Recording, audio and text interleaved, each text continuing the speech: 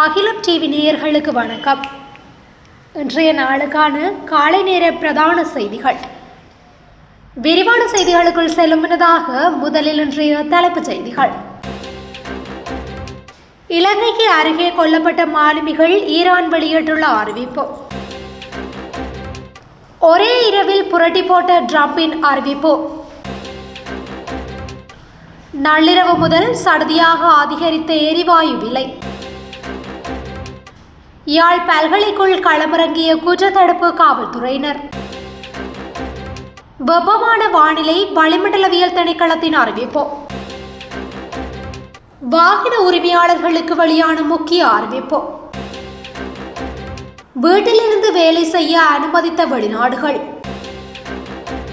மத்திய கிழக்கு நாடுகளுக்கான விமான சேவையை ரத்து செய்த விமான நிலையம்.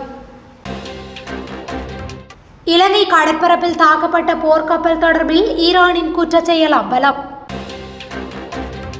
மின்சார சபை நெருக்கடிக்கு தள்ளப்பட்டது. தொடர்வன விரிவான செய்திகள். இலங்கை கடல் எல்லைக்கு அருகில் அமெரிக்காவால் தாக்கப்பட்ட ஈரானிய கப்பலில் இருந்து உயிரிழந்த மாலுமிகளின் உடல்களை விரைவாக திரும்பி பெற தேவையான நடவடிக்கைகளை திருப்ப எடுப்பதாக ஈரான் தெரிவித்துள்ளது. ஈரானின் ஃபார்ஸ் செய்தி நிறுவனம் வெளியிட்டுள்ள அறிக்கையின்படி 104 உடல்களில் 84 உடல்கள் அடையாளம் காணப்பட்டுள்ளதாகவும் இந்த உடல்கள் விரைவில் ஈரானுக்கு திருப்பி அனுப்பப்படும் என்றும் இராணுவ மக்கள் தொடர்பு அலுவலகம் தெரிவித்துள்ளது. இந்த உடல்கள் திருப்பி அனுப்புவது ஈரானிய வெளியுறவு அமைச்சகத்தின் முயற்சிகளுடனும் இலங்கை அரசாங்கத்தின் ஒத்துழைப்புடனும் நடைபெறும் என்று அந்த அறிக்கையில் குறிப்பிடப்பட்டுள்ளது. இருப்பினும் உயிரிழந்த இந்த ஈரானிய மாலுமிகளின் உடல்களை திருப்பி அனுப்ப வேண்டாம் என்று அமெரிக்கா இலங்கைக்கு அழுத்தம் கொடுப்பதாக வெளிநாட்டு ஊடகங்கள் அண்மையில் செய்தி வெளியிட்டிருந்தன. எவ்வாறாயினும் குறித்த செய்தியினை இலங்கை அரசாங்கம் நிராகரித்திருந்தமை குறிப்பிடத்தக்கது. நேற்று முன்தினம் நள்ளிரவு முதல் நடைமுறைக்கு வரும் வகையில் இலங்கை பெட்ரோலிய கூட்டுத்தாபனம் தனது எரிபொருட்களின் விலைகளை உயர்த்தியிருந்தது. இதன்படி 92 ரக ஒக்ட்ரேன் பெட்ரோல் லீட்டரின் புதிய விலை 317 ரூபாவாகவும், ஒக்ட்ரேன் 95 ரக பெட்ரோல் லீட்டரின் புதிய விலை 365 ரூபாவாகவும், ஆட்டோ டீசல் லீட்டரின் புதிய விலை 303 ரூபாவாகும். Lanka super diesel 4 star Euro 4 புதிய விலை 353 ரூபாவாகும். மண்ணெண்ணெய் 1 லிட்டர் விலை 13 ரூபாவால் அதிகரிக்கப்பட்டுள்ளதுடன் அதன் புதிய விலை 195 ரூபாயாகும் என அறிவிக்கப்பட்டது. இந்த நிலையில் ஜனாதிபதி நேற்றைய தினம் ஆற்றிய உரையொன்றிலே மத்திய கிழக்கு மோதல்களால் எத்தகைய சவால்கள் ஏற்பட்டாலும் இன்னும் 2 மாதங்களுக்கு தேவையான எரிசக்தி கையிருப்பு உறுதி செய்யப்பட்டுள்ளது. எனினும் எரிபொருள் மற்றும் மின்சாரத்தை மிகவும் சிக்கனமாக பயன்படுத்துமாறு ஜனாதிபதி மக்களிடம் கோரிக்கை விடுத்துள்ளார். நேற்று நள்ளிரவு முதல் நடைமுறைக்கு வரும் வகையில் லிட்ரோ எரிவாயு விலைகளை அதிகரிக்க தீர்மானித்துள்ளதாக லிட்ரோ எரிவாயு நிறுவனம் அறிவித்துள்ளது. அதன்படி 12.5 கிலோகிராம் எரிவாயு சிலிண்டரின் விலை 300 ரூபாவால் அதிகரிக்கப்பட்டுள்ள நிலையில் அதன் புதிய விலை 3990 ரூபாவாகும். இதேவேளை 5 கிலோகிராம் எரிவாயு சிலிண்டரின் விலை 120 ரூபாவால் அதிகரிக்கப்பட்டுள்ள நிலையில் அதன் புதிய விலை 1602 ரூபாவாகும். மேலும் 2.3 கிலோகிராம் எரிவாயு சிலிண்டரின் விலை 56 ரூபாவால் அதிகரிக்கப்பட்டுள்ள நிலையில் அதன் புதிய விலை 750 ரூபாவாகும்.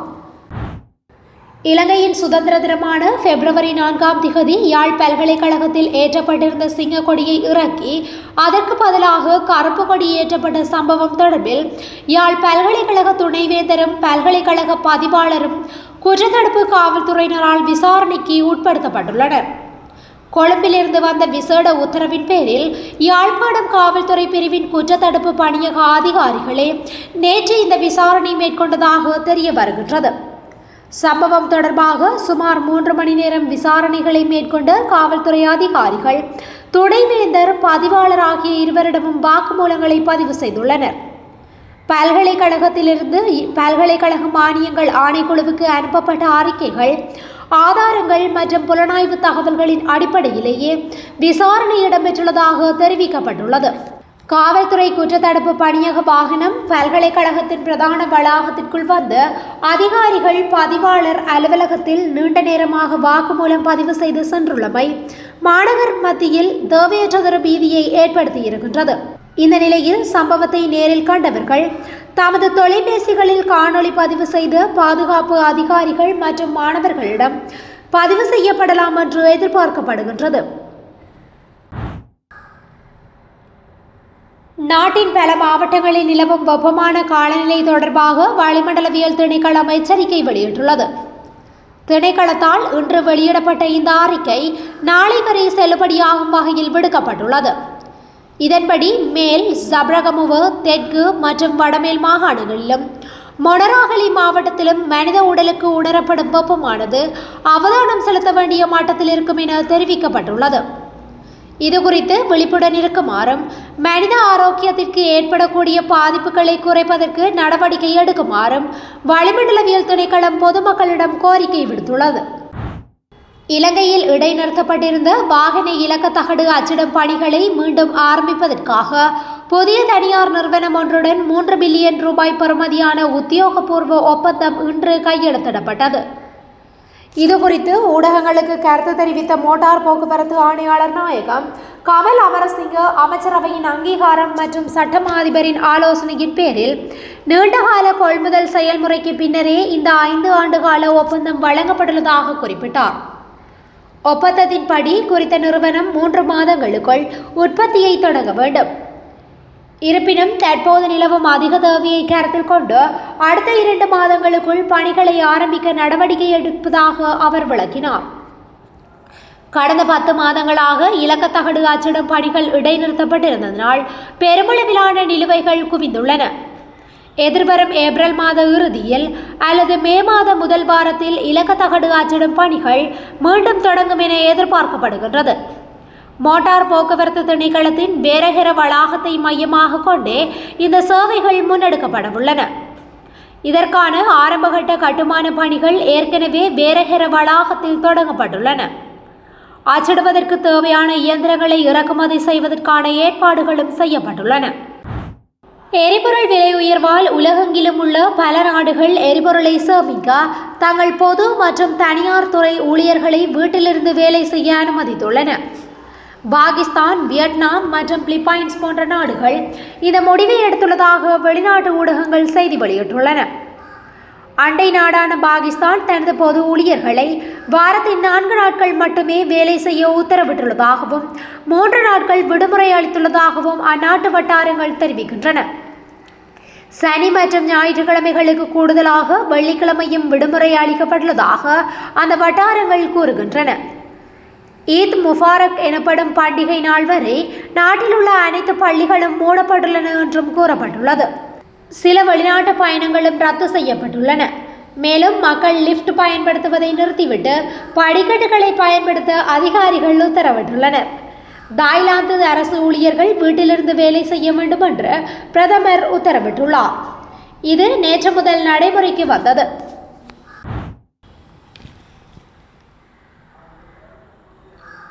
மத்திய கிழக்கு நாடுகளுக்கான மேலதிக விமானங்களை பிரிட்டிஷ் ஏர்வேஸ் ரத்து செய்துள்ளது. அம்மான், பஹ்ரைன், தோஹா, துபாய், தெல் அவீவ் ஆகிய இடங்களுக்கான விமானங்கள் மார்ச் 28 வரை ரத்து செய்யப்பட்டுள்ளதாக PA தெரிவித்துள்ளது. அபுதாபிக்கான விமான சேவை எதிர்வரும் அக்டோபர் வரை மீண்டும் தொடங்காது. ஏனெனில் இது PAவுக்கான குளிர்கால பாதை மட்டுமே. பயணிகளுக்கு அதிக உறுதிப்பாட்டை வழங்குவதற்கான இந்த புதுப்பிப்பு என்று விமான நிறுவனம் தெரிவித்துள்ளது. PA இந்த வாரம் ஓமானிலிருந்து இங்கிலாந்துக்கு இன்னும் 2 திருப்பி அனுப்பும் விமானங்களை இயக்குகின்றது. டிக்கெட்கள் இன்னும் விற்பனையில் உள்ளன. சைப்ரஸின் லார்னாக்காவிற்கு விமான நிறுவனம் தொடர்ந்து குறைக்கப்பட்ட சேவையை இயக்கி வருகின்றது. இலங்கை கடற்பரப்பிற்கு அருகே ஈரானின் ஐரிஸ் தெனா என்ற போர்க்கப்பல் மூழ்கிய சம்பவத்தில் மீட்பு பணிகளை அமெரிக்கா திட்டமிட்டு தடுத்ததாக ஈரான் குற்றம் சாட்டியுள்ளது.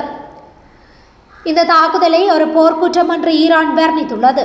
ஈரான் வெளியுறவு அமைச்சகத்தின் பேச்சாளர் இஸ்மாயில் பாகே இந்த குற்றச்சாட்டை சுமத்தியுள்ளார். இந்திய கடற்படையின் அழைப்பின் பேரில் கூட்டு கடற்படை பயிற்சி மற்றும் துறைமுக விஜயத்திற்காக சென்று திரும்பிய போதே இப்போர்க்கப்பல் தாக்குதலுக்கு உள்ளானதாக குறிப்பிட்டார். கடந்த புதன்கிழமை இந்தியா மற்றும் இலங்கை கடற்கரைகளுக்கு அருகிலேயே இந்த சம்பவம் நிகழ்ந்துள்ளது. இது தொடர்பாக தனது சமூக வலைதள பக்கத்திலே பாகை 11 இட்டுள்ளார். இது தாக்குதல்கள் ஒரு கொடூரமான செயல், இது போர்க்குற்றத்திற்கு சமமானது. மேலும் கடலில் தத்தளித்த மாலுமிகளை காப்பாற்றும் மீட்பு பணிகளை அமெரிக்கா வேண்டுமென்றே தடுத்து நிறுத்தியது என தெரிவித்துள்ளார். இந்த சம்பவத்தில் மொத்தம் 104 ஈரானிய மாலுமிகள் உயிரிழந்துள்ளதாக ஈரான் உறுதிப்படுத்தியுள்ளது. உயிரிழந்தவர்களில் இதுவரை 84 பேரின் உடல்கள் அடையாளம் காணப்பட்டுள்ளன. உயிரிழந்த மாலுமிகளின் உடல்களை மீண்டும் ஈரானுக்கு கொண்டு செல்ல பணிகளில் இலங்கை அரசு முழு ஒத்துழைப்பு வழங்கி வருவதாக தெரிவிக்கப்பட்டுள்ளது. இலங்கை அரசாங்கத்தின் உதவியுடன் இந்த உடல்கள் விரைவில் ஈரானுக்கு அனுப்பி வைக்கப்பட உள்ளன. இந்த சம்பவம் சர்வதேச கடற்பரப்பில் பெரும் பரபரப்பை ஏற்படுத்தியுள்ளதுடன் பிராந்திய பாதுகாப்பு குறித்த கவலைகளையும் அதிகரித்துள்ளது. இலங்கை மின்சார சபையுடன் தொடர்புடைய 4 பிரதான நிறுவனங்களின் பணிப்பாளர் சபைகளுக்கும் தொழிற்சங்கங்களுக்கும் இடையில் இடம்பெற்ற பேச்சுவார்த்தையின் போது தொழிற்சங்கங்களால் முன்வைக்கப்பட்ட 64 கோரிக்கைகளில் 62 கோரிக்கைகளை வழங்க பணிப்பாளர் சபைகள் இணக்கம் தெரிவித்துள்ளன. அந்த 4 நிறுவனங்களினதும் தலைவர்கள் இணைந்து வெளியிட்டுள்ள கூட்டறிக்கையிலேயே இந்த விடயம் தெரிவிக்கப்பட்டுள்ளது. அத்துடன் பொதுமக்கள் அசௌகரியங்களுக்கு உள்ளாகும் வகையில் முன்னெடுக்கப்படும் இந்த வேலைநிறுத்த போராட்டத்தை முடிவுக்கு கொண்டு வந்து உடனடியாக பணிக்கு திரும்புமாறு 4 நிறுவன தலைவர்களுக்கும் தொழிற்சங்கம் கோரிக்கை விடுத்துள்ளது. பணிக்கு திரும்பும் பட்சத்தில் எஞ்சியுள்ள 2 கோரிக்கைகள் தொடர்பில் ஜனாதிபதியுடன் பேச்சுவார்த்தை நடத்தப்பட்டு வருவதற்கான வாய்ப்பை பெற்றுக் கொடுக்கவும் அவர்கள் இணக்கம் தெரிவித்துள்ளனர். இத்துடன் இன்றைய நாளுக்கான காலை நேர பிரதான செய்திகள் நிறைவடைகின்றன. தொடர்ந்தும் இதுபோன்ற செய்திகளை உடனுக்குடன் அறிந்து கொள்ள அகிலம் டிவியுடன் இணைந்திருங்கள். நன்றி, வணக்கம்.